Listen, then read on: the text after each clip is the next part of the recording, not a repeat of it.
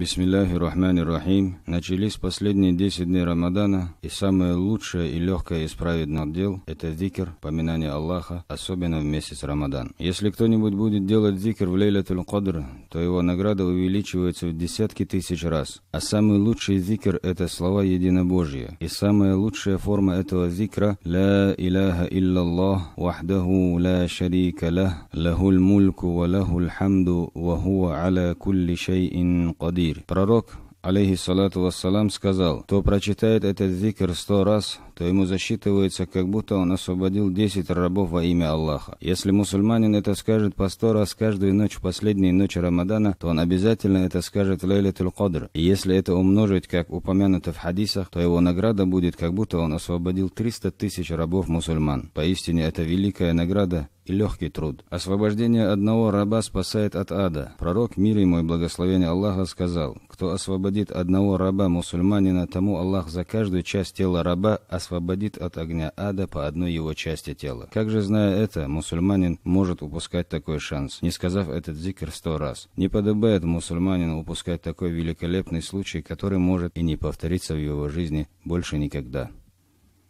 Бисмилляхи рахмани рахим. Начались последние 10 дней Рамадана.